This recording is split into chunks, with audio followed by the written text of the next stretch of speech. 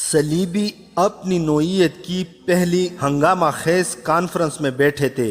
وہ ہر شکست کے بعد، ہر فتح کے بعد، ہر پسپائی اور ہر کامیاب پیش قدمی کے بعد مل بیٹھتے تھے، تبادلہ خیال کرتے اور شراب پیتے تھے۔ عورت اور شراب کے بغیر وہ سمجھتے تھے کہ جنگ جیتی ہی نہیں جا سکتی۔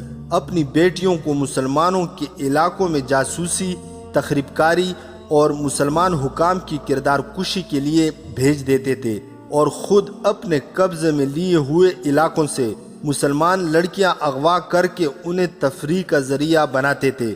جاسوسوں نے جب انہیں یہ بتایا کہ صلاح الدین ایوبی کہتا ہے کہ صلیبی عصمتوں کے بیوپاری اور مسلمان عصمتوں کے محافظ ہیں، تو صلیبی حکمران اور کمانڈر بہت ہنستے تھے۔ ان میں سے کسی نے سلطان ایوبی کا مذاق اڑاتے ہوئے کہا تھا کہ یہ شخص اتنی سی بات نہیں سمجھ سکتا کہ جس طرح صلیب کے بیٹے سپاہی بن کر اپنا جسم استعمال کرتے ہیں، اسی طرح صلیب کی بیٹیاں بھی مسلمانوں کو بیکار کرنے کے لیے اپنا جسم استعمال کرتی ہیں۔ کسی اور نے کہا تھا کہ صلاح الدین ایوبی کو ابھی تک احساس نہیں ہوا کہ اس کی قوم کے بے شمار چھوٹے حکمرانوں، قلعہ اور سالاروں کو ہماری ایک ایک لڑکی اور سونے کے سکوں کی ایک ایک تھیلی ایسی شکست دے چکی ہے جس پر وہ لوگ فخر کر رہے ہیں اور اس شکست سے فائدہ اٹھا رہے ہیں۔ صلاح الدین ایوبی ہم سے اسلام کی عصمت کس طرح بچائے گا؟ یہ صلیبیوں کی پہلی کانفرنس کی باتیں ہیں، مگر 1173 کے آخر میں بیت المقدس میں صلیبی سربراہ اکٹھے ہوئے تو ان پر کچھ اور ہی موڈ طاری تھا۔ انہوں نے سلطان ایوبی کا مذاق نہ اڑایا، کسی کے ہونٹوں پر بھی بھولے سے مسکراہٹ نہ تھی، اور کسی کو بھی یہ یاد نہ رہا کہ جب وہ مل بیٹھتے ہیں تو شراب کا دور بھی چلا کرتا ہے۔ جنگ سے وہ بڑے ہی شرمناک طریقے سے پسپا ہوئے تھے۔ ان میں ریجنالڈ بھی تھا جو کرک کا قلعے دار بلکہ مالک تھا، وہ جنگجو تھا، فن و حرب و ضرب کا ماہر تھا۔ سلطان ایوبی کی فوج کے ساتھ اس نے اپنے زرہ پوش لشکر سے متعدد بار لڑائیاں لڑی تھی۔ اس محفل میں ریمانڈ بھی تھا جس نے کرک کے محاصرے کے دوران سلطان ایوبی کی فوج کو محاصرے میں لے لیا تھا۔ ان دونوں نے ایسا پلان بنایا تھا جس کے متعلق وہ بجا طور پر خوش فہمیوں میں مبتلا تھے، مگر سلطان ایوبی نے کرک کا محاصرہ قائم کر رکھا۔ ریمانڈ کا محاصرہ ایسے انداز سے توڑا کہ ریمانڈ کا لشکر محاصرے میں آ گیا، اس کی رسد تباہ ہو گئی اور اس کی فوج اپنے زخمی گھوڑوں اور اونٹوں کو مار مار کر کھاتی رہی۔ آخر اس کی آدھی سے زیادہ فوج کٹ گئی، کچھ گرفتار ہوئی اور باقی پسپا ہو گئی۔ ریجنالڈ خوش نصیب تھا کہ نور الدین زنگی کی سرفروشوں نے قلعہ سر کر لیا، تو اندر کی بھگدڑ میں ریجنالڈ بچ کر نکل گیا، ورنہ وہ اس کانفرنس میں شمولیت کے لیے زندہ نہ ہوتا۔ اس محفل میں صلیبیوں کے ان جنگجو سرداروں کی تعداد بھی خاصی تھی جنہیں نائٹ کہا جاتا تھا۔ یہ ایک خطاب تھا جو بادشاہ کی طرف سے عطا کیا جاتا، اور اس کے ساتھ سر سے پاؤں تک زرہ بختر دی جاتی تھی۔ اس کانفرنس میں اقرا کا پادری بھی تھا جسے محافظ صلیب اعظم کا رتبہ دیا گیا تھا۔ اس کے علاوہ گے آف نوزینان اور اس کا بھائی امارلک بھی تھا، اور ان میں مسلمانوں کا سب سے بڑا دشمن فلپ آگسٹس بھی تھا۔ نائٹوں اور دیگر کمانڈروں کے ساتھ ساتھ اس کانفرنس میں صلیبیوں کی متحدہ انٹیلیجنس کا سربراہ ہرمن اور اس کے 2-3 معاون بھی تھے۔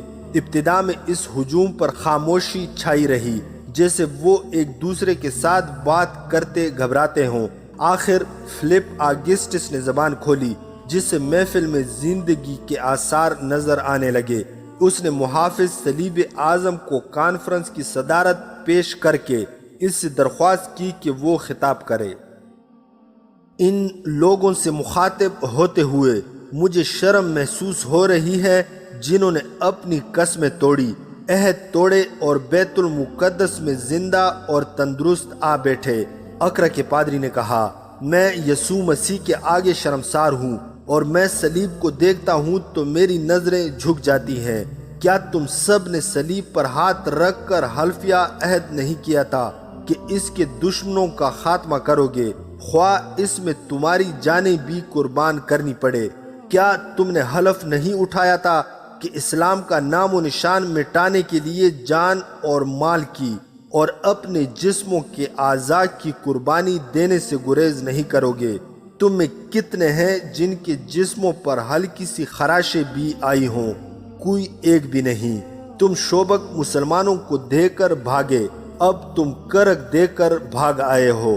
میں اس حقیقت سے بھی بے خبر نہیں کہ جو میدان میں اترتے ہیں وہ شکست بھی کھا سکتے ہیں۔ 2 فتوحات کے بعد ایک شکست کوئی معنی نہیں رکھتی، مگر یک کے بعد دیگرے 2 شکست اور 2 پسپایاں مجھے یقین دلا رہی ہے کہ صلیب یورپ میں قید ہو گئی ہے، اور وہ وقت بھی آنے والا ہے جب یورپ کے کلیساؤں میں مسلمانوں کی آذانیں گونجیں گی۔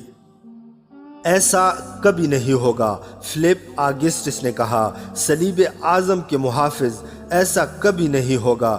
شکست کے کچھ اسباب تھے جن پر ہم غور کر چکے ہیں اور اب آپ کی موجودگی میں مزید غور کریں گے، اور شاید تم اس پر غور نہ کرو کہ اب مسلمانوں کی منزل بیت المقدس ہوگی۔ صلیب اعظم کے محافظ نے کہا، کیا تم اس حقیقت سے بے خبر ہو کہ صلاح الدین ایوبی بیت المقدس لینے کی قسم کھا چکا ہے؟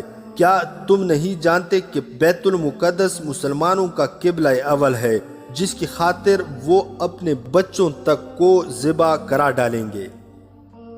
ہم نے مسلمانوں میں غداری کا بیج ڈال دیا ہے، فلپ آگسٹس نے کہا، ہم نے مسلمانوں میں اتنے غدار پیدا کر لیے ہیں جو صلاح الدین ایوبی اور نور الدین زنگی کو بیت المقدس کے راستے پر ڈال کر انہیں راستے میں ہی پیاسا مار ڈالیں گے۔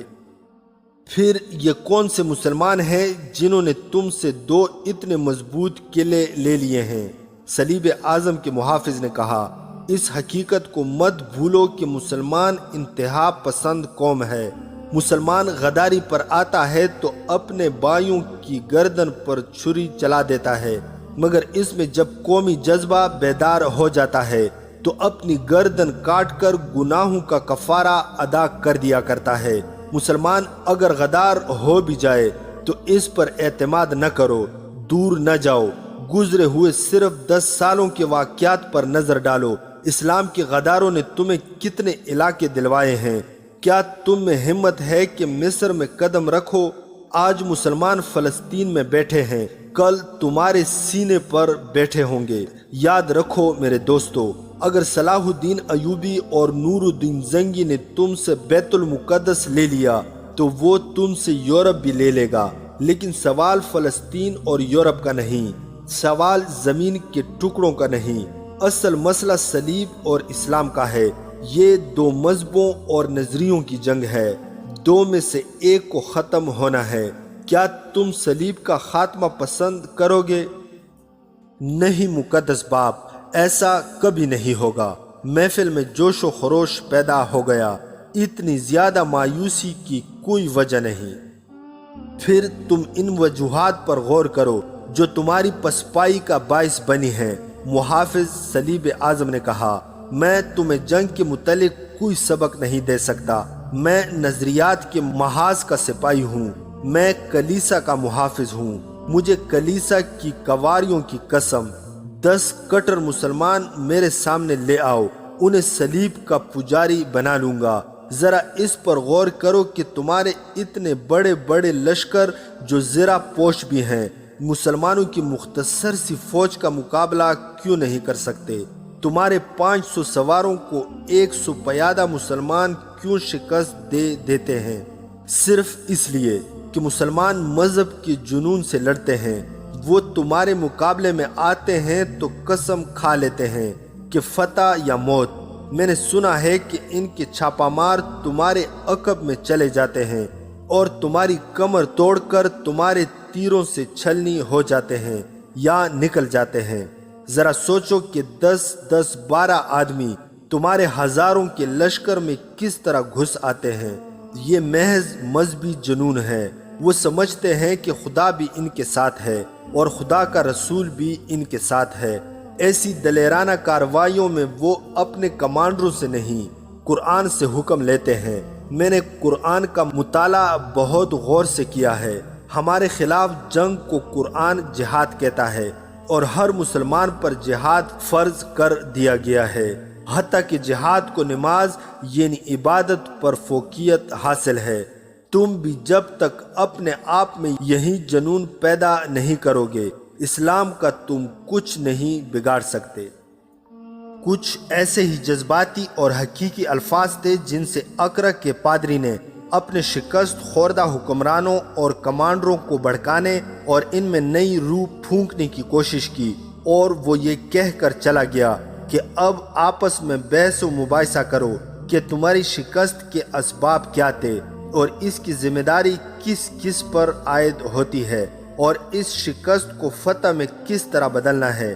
بیت المقدس کو زندگی اور موت کا مسئلہ بنا لو۔ صلاح الدین ایوبی فرشتہ نہیں، تمہاری طرح ایک انسان ہے، اس کی طاقت صرف اس میں ہے کہ ایمان کا پکا ہے۔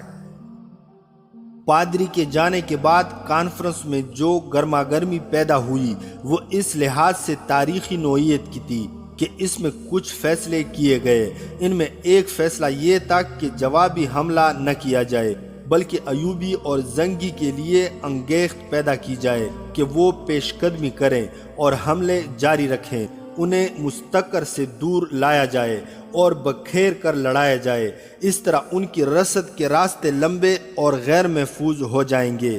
اس کے ساتھ یہ فیصلہ ہوا کہ یونانیوں، بازنطینیوں اور فرینکیوں کو فوری طور پر تیار کیا جائے کہ سمندر کی طرف سے مصر پر بحری حملہ کریں اور ساحل پر فوج اتار کر مصر کے شمال مشرق کے اتنے سے علاقے پر قبضہ کر لیں جسے مضبوط اڈا بنا لیا جائے۔ اس سے فلسطین کے دفاع اور مصر پر جارحیت کے لیے استعمال کیا جائے گا۔ اہم فیصلہ یہ ہوا کہ اسلامی علاقوں میں اخلاق کی تخریب کاری تیز کر دی جائے اور نظریاتی حملے اور شدید کر دیے جائیں۔ جیسا کہ پچھلی ویڈیو میں بیان کیا جا چکا ہے کہ مصر میں صلیبیوں کی ایک مہم تباہ کر دی گئی تھی جو سرحدی علاقے میں توہمات پیدا کرنے کے لیے عروج پر پہنچ گئی تھی۔ صلیبی جاسوسوں نے وہاں سے آ کر اطلاع دے دی تھی کہ وہ مہم ناکام ہو چکی ہے اور جن مسلمانوں کو زیر اثر لیا گیا تھا انہوں نے ہی اس مہم کے افراد کو ہلاک کر دیا ہے۔ اس کانفرنس میں یہ انکشاف پیش کیا گیا کہ مقبوضہ علاقوں میں مسلمانوں کی زندگی اجیرن کر دی گئی ہے، وہ مجبور ہو کر قافلوں کی صورت میں وطن چھوڑ رہے ہیں۔ وطن چھوڑتے ہیں تو راستے میں ان کے قافلے لوٹ لیے جاتے ہیں، مال اور مویشی چھین لیے جاتے ہیں اور لڑکیوں کو اغوا کر لیا جاتا ہے۔ کانفرنس میں اس اقدام کو ضروری سمجھا گیا۔ مسلمانوں کو ختم کرنے کا یہ بھی ایک اچھا طریقہ تھا۔ یہ نسل کشی کی مہم تھی جو صلیبیوں نے بہت عرصے سے جاری کر رکھی تھی۔ پہلے بھی بیان کیا جا چکا ہے کہ مسلمانوں کی کم سن اور خوبصورت بچیوں کو اغوا کر کے صلیبی انہیں بے حیائی اور چرب زبانی کی تربیت دے کر انہیں پالتے پوستے، اور جب وہ جوان ہو جاتی تو انہیں مسلمانوں میں غداری کے جراثیم پیدا کرنے کے لیے استعمال کرتے تھے۔ کانفرنس میں یہ بھی طے ہوا کہ مسلمانوں میں عیسائیت کی تبلیغ کی جائے۔ اس کے لیے بے شمار دولت کی ضرورت تھی جو خرچ تو کی جا رہی تھی لیکن کچھ دشواریاں پیدا ہو گئی تھی۔ ایک یہ تھی کہ رقم اونٹوں کے ذریعے بھیجی جاتی تھی۔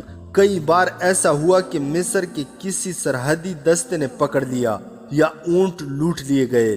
ضرورت یہ محسوس کی گئی کہ کوئی ایسا ذریعہ مل جائے جس سے رقم اور انعامات کی دیگر قیمتی اشیاء اس ملک سے دستیاب ہو جائیں جہاں استعمال کرنی ہو۔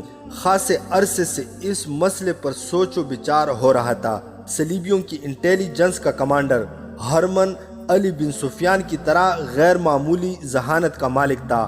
اس نے کبھی کا سوچ رکھا تھا کہ مصر کی زمین اپنے اندر اس قدر خزانے چھپائے ہوئے ہے جس سے ساری دنیا کو خریدا جا سکتا ہے، مگر ان خزانوں تک پہنچنا آسمان سے ستارے توڑ لانے کے برابر تھا۔ یہ خزانے فرعونوں کے مدفنوں میں محفوظ تھے۔ تاریخ فرعونوں کی اس رسم سے کبھی بھی بے خبر نہیں رہی کہ جب کوئی فرعون مرتا تھا تو اس کے ساتھ شاہانہ ضروریات کا تمام سامان اس کے ساتھ دفن کر دیا جاتا تھا۔ مرے ہوئے فرعونوں کی قبر چند گز چوڑی نہیں ہوا کرتی تھی، بلکہ زمین کے نیچے ایک محل تعمیر ہو جاتا تھا۔ فرعون اپنی زندگی میں اپنا مدفن تیار کرا لیا کرتے تھے اور جگہ ایسی منتخب کرتے تھے جس تک ان کی موت کے بعد کوئی رسائی حاصل نہ کر سکے۔ مرنے کے بعد مدفن کو اس طرح بند کر دیا جاتا تھا کہ معماروں کے سوا کسی کو معلوم نہیں ہوتا تھا کہ اس سے کھولا کس طرح جا سکتا ہے۔ مرنے والے کے لواحقین معماروں کو قتل کر دیا کرتے تھے۔ فرعونوں کا ایک عقیدہ تو یہ تھا کہ وہ خدا ہیں، اور دوسرا یہ کہ مرنے کے بعد انہیں یہیں جاؤ جلال حاصل ہوگا۔ چنانچہ پہاڑوں کو کاٹ کاٹ کر اور پھر پہاڑ کے نیچے زمین کی کھدائی کر کے محل جیسے ہال اور دیگر کمرے بنوا کر اس میں محل سے زیادہ ہیرے جواہرات رکھوا دیے جاتے تھے۔ اس کے علاوہ بگیا بما گھوڑوں کی اور بگی بانوں کے اور کشتیاں بما ملاحوں کے اندر رکھ دی جاتی تھی۔ خدمت کے لیے کنیزیں اور غلام اور بیویاں بھی ساتھ ہوتی تھی۔ اس طرح صورتحال یہ بن جاتی تھی کہ ایک انسان کی لاش کے ساتھ جہاں بے انداز مال و دولت دفن ہو جاتا تھا، وہاں بہت سے انسان زندہ اندر بھیج کر باہر سے مدفن کا راستہ بند کر دیا جاتا تھا۔ تصور کیا جا سکتا ہے کہ وہ دم گھٹنے سے کس طرح مرتے ہوں گے۔ فرعونوں کی لاشوں کو مسالے وغیرہ لگا کر حنوط کیا جاتا تھا۔ ہزاروں سال گزر جانے کے بعد بھی آج بھی ان کی لاشیں محفوظ ہیں، جن میں کچھ لندن کے عجائب خانے میں پڑی ہیں۔ فرعونوں کا دور ختم ہوا تو مصر کی حکومت جس کی بھی ہاتھ آئی، اس نے فرعونوں کے مدفن تلاش کرنے کی کوشش کی۔ یہ مہم ناممکن کی حد تک مشکل ثابت ہوئی۔ مدفنوں کو تلاش کرنا ہی ایک مسئلہ تھا۔ اس کے بعد آج تک یہ مہم جاری ہے۔ مصر نے تاریخ میں بہت سی بادشاہیاں دیکھی۔ ہر بادشاہ نے مدفن تلاش کیے، جس کے ہاتھ جو لگا لے اڑا۔ سب سے زیادہ حصہ انگریزوں کے ہاتھ آیا، کیونکہ انگریزوں نے وہاں موجودہ دور میں اپنا اثر قائم کیا تھا جب سائنس ترقی کر چکی تھی۔ سائنس نے اور کھدائی کے مشینی طریقوں نے انگریزوں کی بہت مدد کی۔ پھر بھی کہتے ہیں کہ مصر کی زمین فرعونوں کے خزانوں سے ابھی تک مالا مال ہے، اور مصر کی تاریخ میں اگر غور سے جھانکے تو اس میں ایسے پر اسرار اور خوفناک واقعات ملتے ہیں کہ رونگٹے کھڑے کر دیتے ہیں۔ کسی فرعون کے مدفن کی تلاش میں نکلے، ان میں سے بعض مدفن میں داخل ہو بھی گئے، مگر معلوم نہ ہو سکا کہ کہاں غائب ہو گئے۔ ان میں سے جو بچ کر نکلے وہ دوسروں کے لیے سراپائے عبرت بن گئے۔ اس لیے یہ عقیدہ آج بھی قائم ہے کہ فرعون خدا تو نہیں تھے، لیکن ان کے پاس مر کر بھی کوئی ایسی طاقت موجود ہے جو ان کے مدفنوں میں جانے والوں کو عبرتناک سزا دیتی ہے۔ لوگوں نے اس عقیدے کو اس لیے تسلیم کیا ہے کہ جس بادشاہ نے بھی کسی فرعون کے مدفن میں ہاتھ ڈالا، اس کی بادشاہی کو زوال آیا۔ بعض نے فرعونوں کو نحوست کا حامل کہا ہے۔ صلاح الدین ایوبی کے دور سے پہلے ہی صلیبیوں کو معلوم تھا کہ مصر خزانوں کی سرزمین ہے۔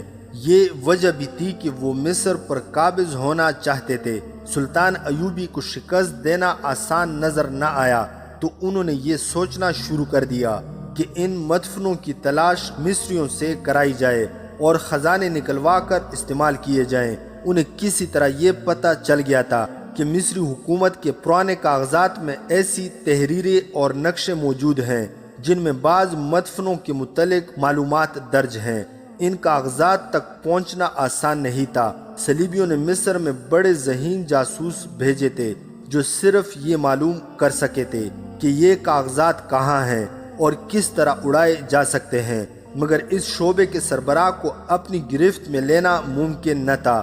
ان دنوں جب سلطان ایوبی شوبک اور کرک کی جنگوں میں الجھا ہوا تھا، اور اس کی غیر حاضری میں مصر سازشوں کی زرخیز زمین اور بغاوت کا آتش فشاں بن چکا تھا۔ صلیبیوں کے ماہر سراغ رساں ہرمن نے کامیابی حاصل کر لی تھی کہ سلطان ایوبی کی فوج کے ایک اعلیٰ کمانڈر احمد درویش کو اپنے ہاتھ میں لے لیا تھا۔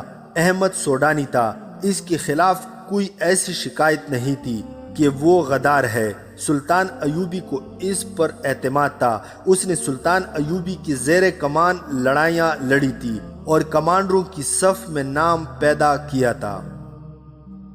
بعد کے انکشافات سے معلوم ہوا کہ یہ کمال میریا ایستھینا نام کی ایک صلیبی لڑکی کا تھا کہ اس نے احمر کے دماغ میں سوڈان کی محبت، سلطان ایوبی کی مخالفت اور سوڈان اور مصر کے سرحدی علاقے میں سے کچھ کی خود مختار ریاست کا لالچ پیدا کیا تھا۔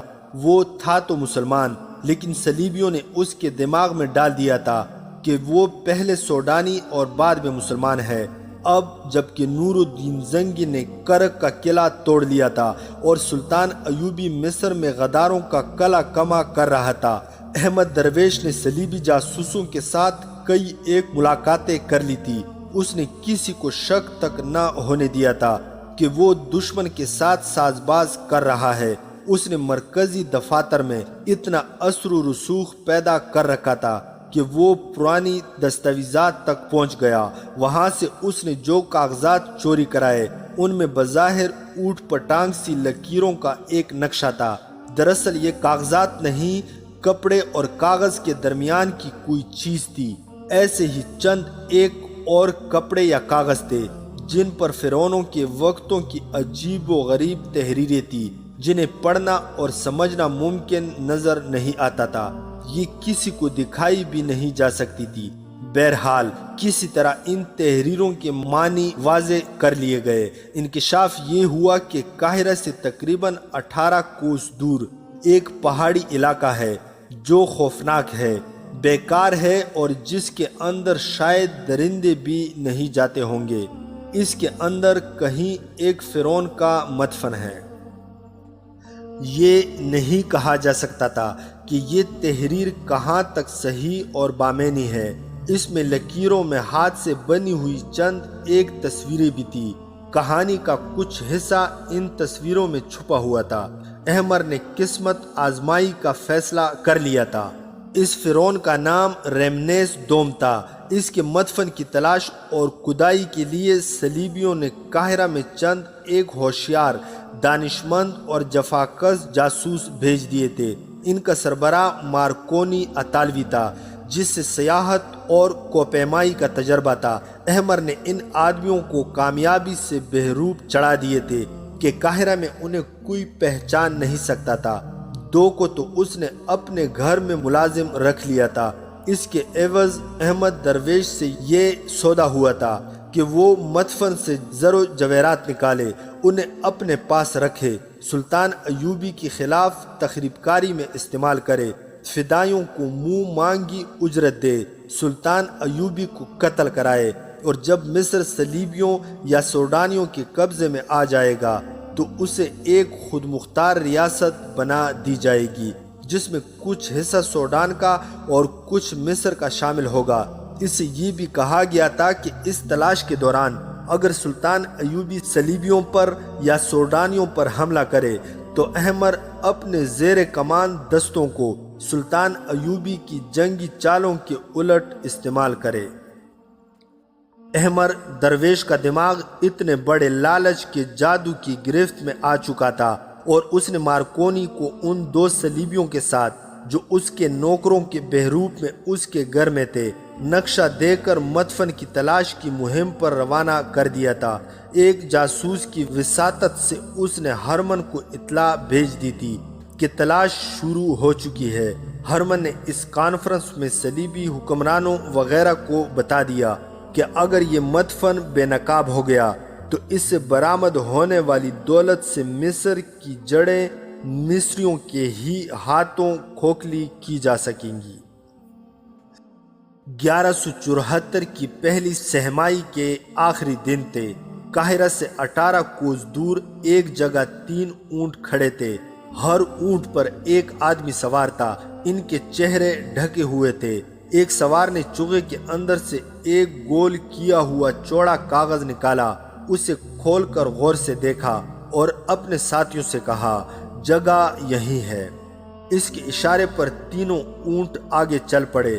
دو ٹیلے آمنے سامنے دیواروں کی طرح کھڑے تھے، ان کے درمیان ایک اونٹ گزرنے کا راستہ تھا۔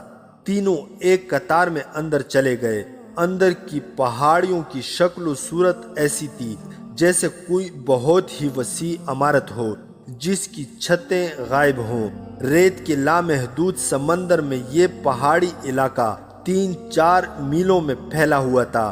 باہر ٹیلے اور چٹانیں تھی، ان کے پیچھے سخت مٹی کی پہاڑیاں اور ان کے پیچھے ٹوٹی پھوٹی دیواروں کی طرح پہاڑیاں تھیں جن میں بعض بہت چوڑے اور گول ستونوں کی طرح 1000 فٹ بلندی تک گئی ہوئی تھی۔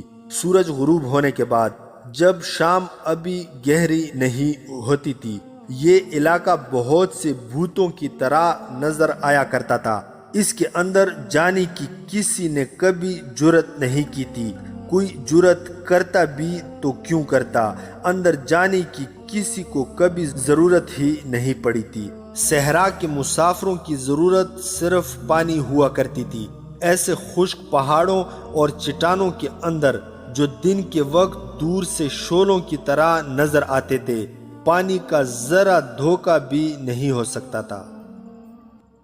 یہ جگہ کسی راستے میں بھی نہیں پڑتی تھی، میلوں دور سے نظر آنے لگتی تھی۔ لوگ اس کے متعلق کچھ ڈراؤنی سی کہانیاں سنایا کرتے تھے، جن میں ایک یہ تھی کہ یہ شیطان بدروحوں کا مسکن ہے۔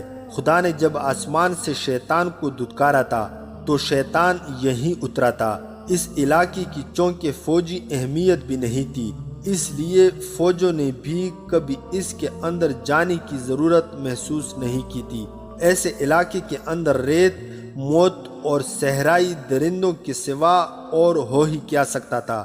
اس ہولناک خطے کی تاریخ میں غالباً یہ پہلے 3 انسان تھے جو اس کے اندر چلے گئے تھے۔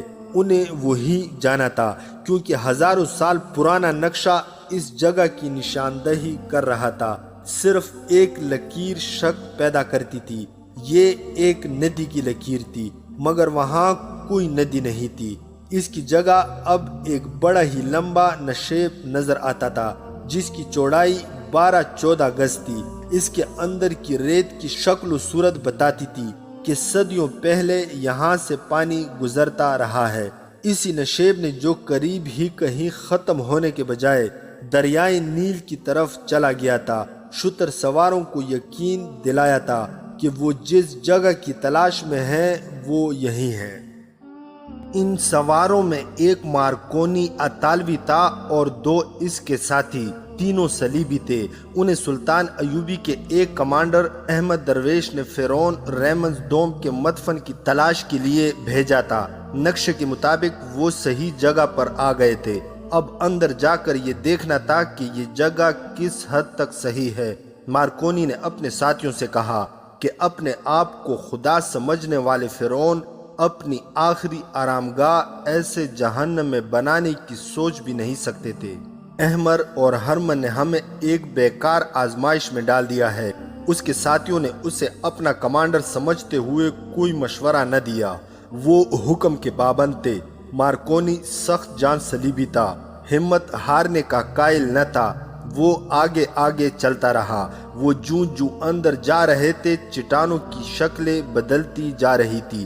ان کا رنگ گہرا بادامی بھی تھا، قطعی بھی، اور کہیں کہیں ان کا رنگ مٹیالہ لال بھی تھا۔ ان میں ریتیلی سیلوں کی چٹانیں تھی اور مٹی کے سیدھے کڑے ٹیلے بھی۔ ڈھلانوں سے ریت بہتی نظر آتی تھی۔ بہت آگے جا کر یہ وادی بند ہو گئی۔ مارکونی نے دائیں طرف دیکھا۔ ایک ٹیلا درمیان سے اس طرح پھٹا ہوا تھا جیسے زلزلے نے دیوار میں شگاف کر دیا ہو۔ شگاف میں سے جھانکا، یہ ایک گلی تھی جو دور تک چلی گئی تھی۔ اونٹ کا گزرنا مشکل نظر آتا تھا۔ مارکونی نے اپنا اونٹ شگاف کی گلی میں داخل کر دیا۔ اس کے گھٹنے دونوں طرف ٹیلوں کی دیواروں سے لگتے گئے اس نے ٹانگیں سمیٹ کر اونٹ کی کوہان پر رکھ دی۔ پچھلے سواروں نے بھی ایسا ہی کیا۔ اونٹوں کے پہلو دائیں بائیں لگتے تو مٹی نیچے گرتی تھی۔ ٹیلا 2 حصوں میں کٹ کر دور اوپر تک چلا گیا تھا۔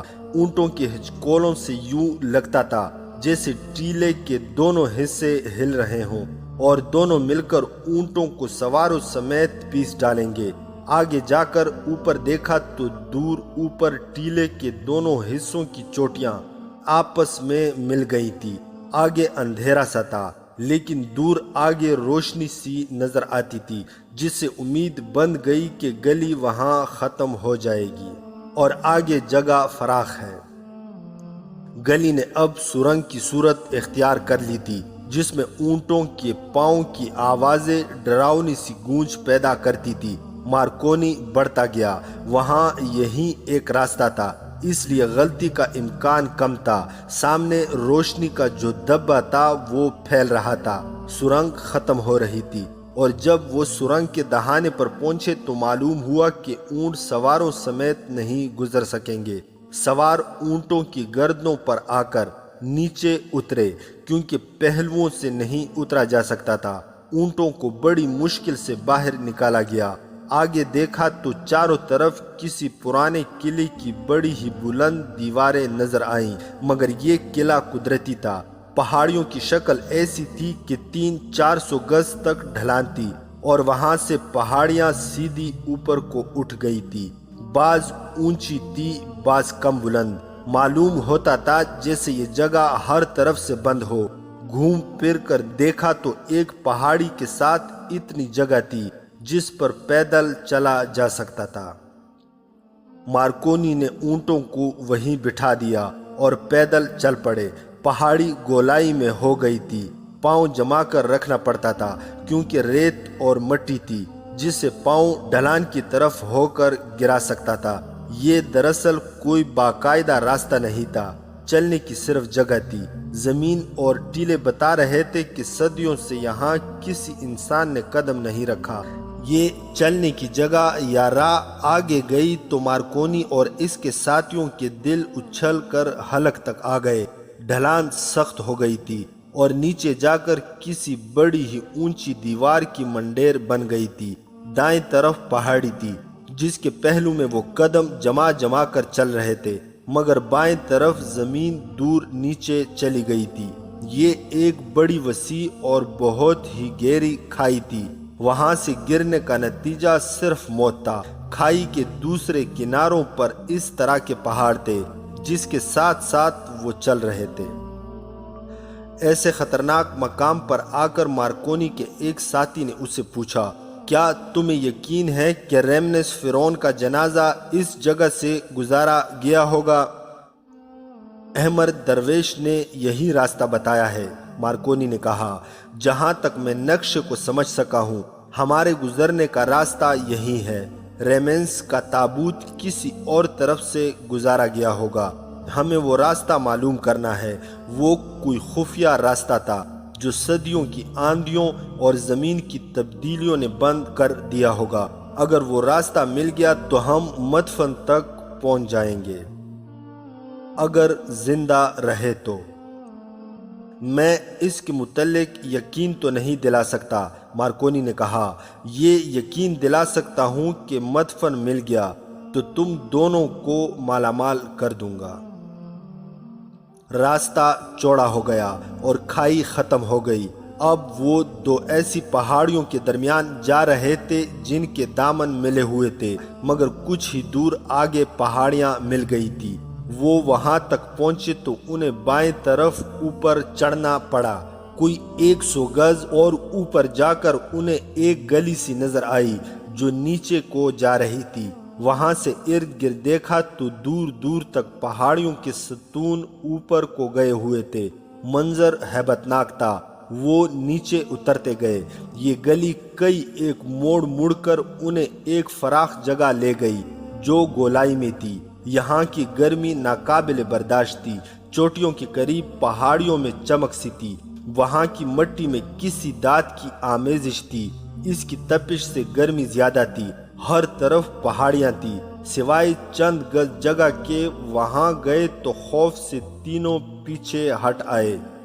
وہ بہت گہرا نشیب تھا، وسعت بھی زیادہ تھی، اس کی تہہ پر ریت چمک رہی تھی اور سورج کی تپش اتنی زیادہ تھی کہ ریت سے دھواں سا اٹھتا اور لرزتا نظر آتا تھا، اس سے اس کی گہرائی کا اندازہ نہیں ہوتا تھا۔ اس اتنے گہرے نشیب کے آمنے سامنے کے کناروں کو ایک قدرتی دیوار ملاتی تھی، یہ نیچے سے اوپر تک تھی۔ یہ دراصل مٹی اور ریت کا دیوار نما ٹیلا تھا جو نیچے سے بھی اتنا ہی چوڑا تھا جتنا اوپر سے۔ اس کی چوڑائی 1 گز سے کم تھی، کہیں سے گولائی میں تھی جس پر چلنا خطرناک تھا۔ اگر مارکونی کو پار جانا ہی تھا تو یہی ایک راستہ تھا جو پل صراط کی مانند تھا۔ اس کی لمبائی 50 گز سے زیادہ ہی تھی۔ مارکونی کے ایک ساتھی نے اس سے کہا، میرا خیال ہے اس دیوار پر چلنے کے بجائے تم خودکشی کا کوئی بہتر طریقہ اختیار کرو گے۔ خزانے راستے میں پڑے نہیں ملا کرتے، مارکونی نے کہا، ہمیں اسی راستے سے پار جانا ہے اور پھسل کر نیچے جہنم کی آگ میں گرنا ہے۔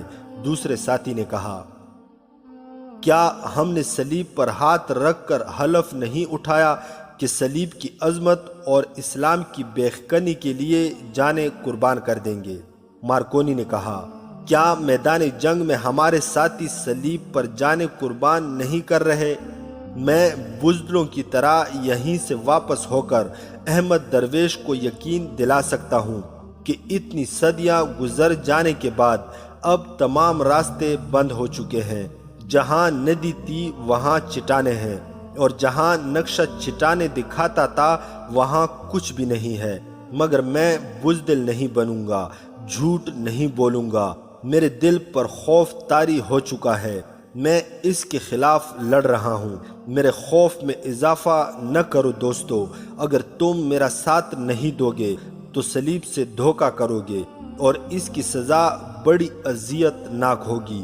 میں تمہارے آگے آگے چلتا ہوں، جہاں پھسلنے کا خطرہ محسوس کرو وہاں اس طرح بیٹھ جانا جس طرح گھوڑے پر بیٹھتے ہیں، پھر آگے سرکتے رہنا۔ یہ مطالبہ کہ وہ ایک رقاصہ کو اپنے ساتھ رکھے گا کوئی عجیب یا غیر معمولی مطالبہ نہ تھا، البتہ قدومی کو اپنے ساتھ لے جانا کچھ عجیب سا تھا۔ قدومی ایک جوان سال رقاصہ تھی جو صرف امراء اور دولت مند افراد کے ہاں جاتی تھی۔ وہ سوڈان کی رہنے والی تھی اور مسلمان تھی۔ وہ خوبصورت تو تھی ہی، مگر اس کے ناز و ادا میں جو جادو تھا اس نے بڑے بڑے لوگوں کے دماغ خراب کر رکھے تھے۔ سوچا بھی نہیں جا سکتا تھا کہ قدومی مارکونی کے ساتھ صحرا میں چلی جائے گی۔ مارکونی اس کے بغیر جانے پر راضی نہیں ہو رہا تھا۔ احمد درویش کو آخر یہ وعدہ کرنا پڑا کہ وہ قدومی کو اس کے ساتھ بھیج دے گا۔ اس روز 50 آدمیوں کی تلاش شروع ہو گئی۔ قاہرہ میں صلیبی جاسوسوں اور تخریب کاروں کی کمی نہیں تھی۔ مارکونی زیادہ تر آدمی انہی میں سے اپنے ساتھ لے جانا چاہتا تھا کیونکہ وہ اس کے اعتماد کے آدمی تھے۔ احمر بھی اس گروہ سے آدمیوں کا انتخاب کرنا چاہتا تھا۔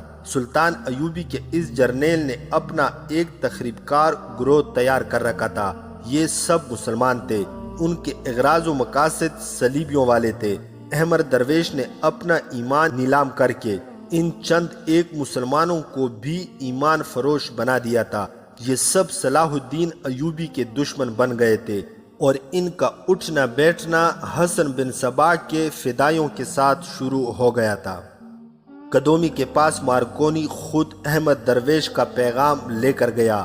احمد معمولی حیثیت کا آدمی نہیں تھا، وہ فوجی حاکم تھا اور مصر پر عملاً فوج کی حکومت تھی۔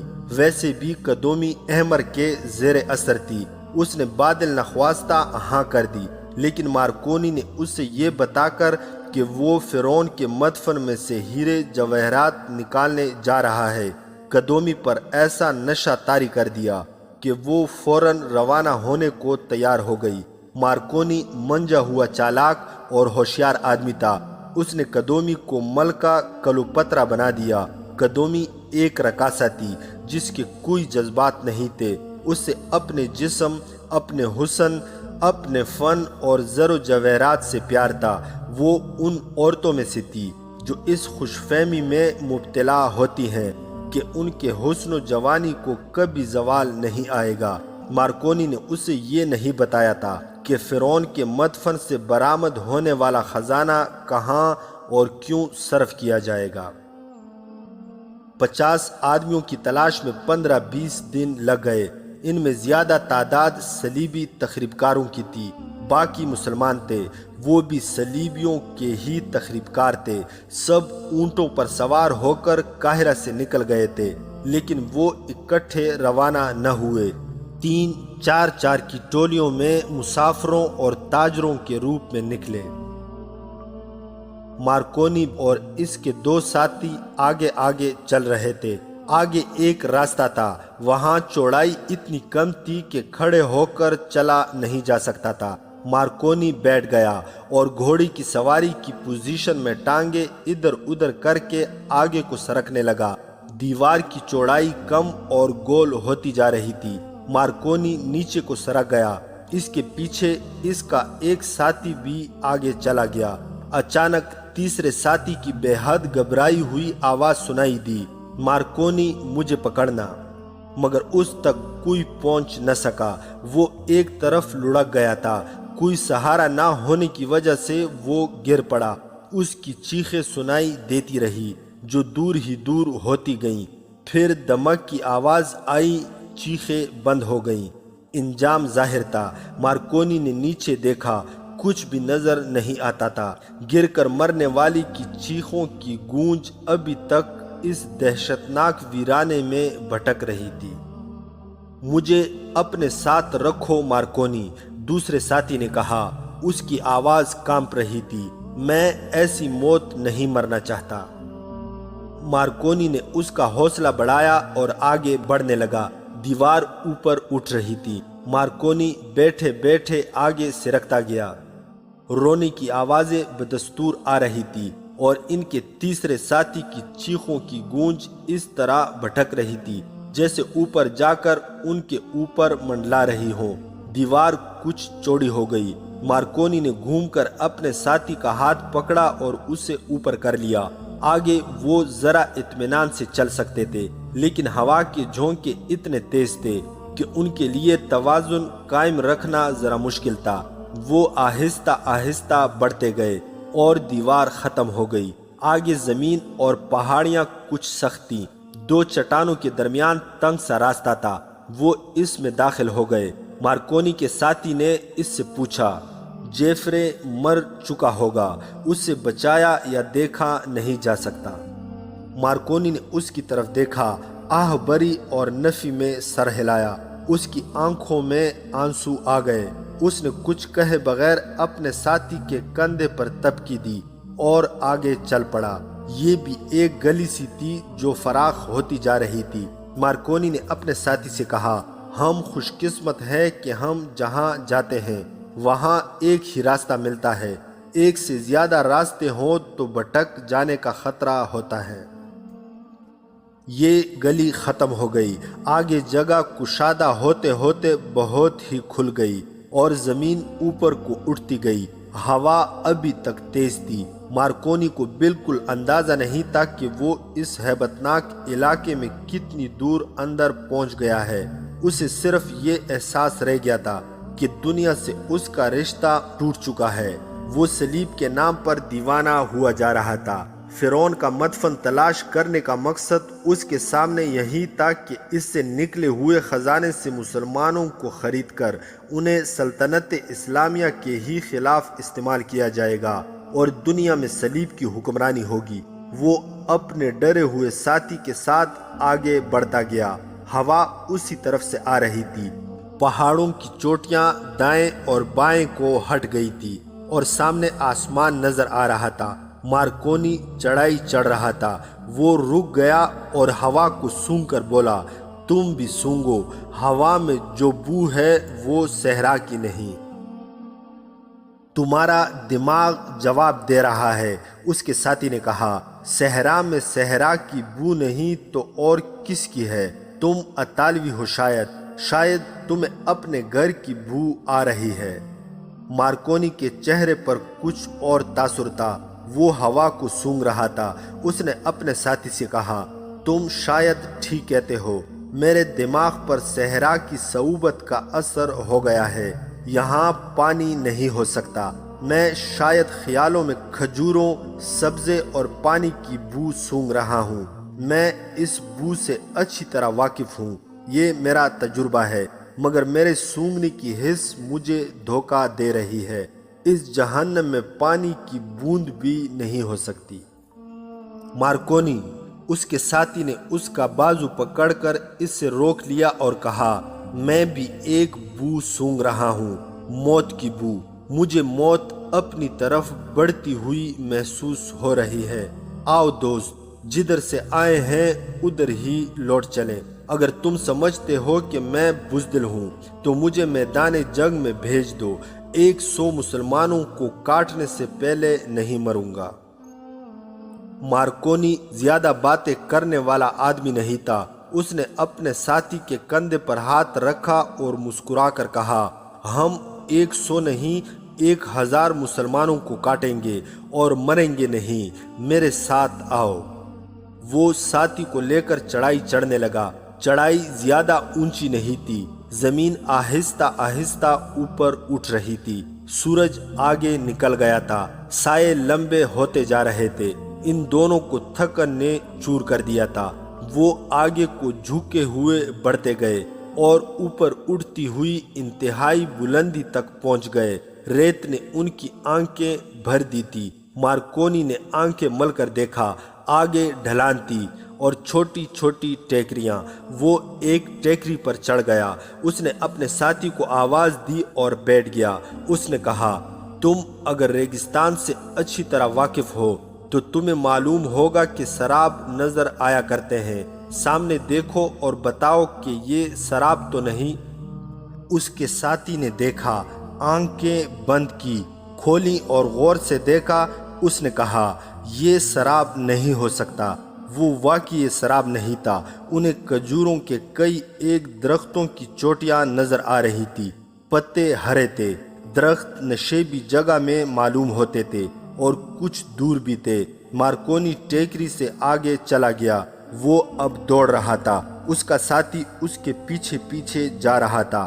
وہاں عجیب و غریب شکلوں کی ٹیکریاں تھیں، بعض ایسی جیسے کوئی انسان گھٹنوں میں سر دے کے بیٹھا ہو، کچھ بڑی تھی اور کچھ چھوٹی۔ مارکونی ان میں سے راستہ تلاش کرتا دوڑتا جا رہا تھا۔ سورج پہاڑیوں کی چوٹیوں کے قریب چلا گیا۔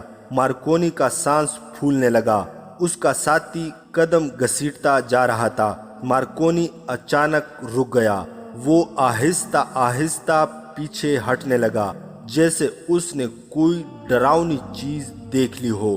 اس کا ساتھی اس سے جا ملا اور حیرت سے اسے دیکھنے لگا۔ داستان ایمان فروشوں کی اگلی قسط آپ لوگ ہماری نیکسٹ ویڈیو میں ملاحظہ کر سکتے ہیں۔ مزید حقیقی اور تاریخی واقعات کے لیے اس چینل کو سبسکرائب کرنا نہ بھولیے گا۔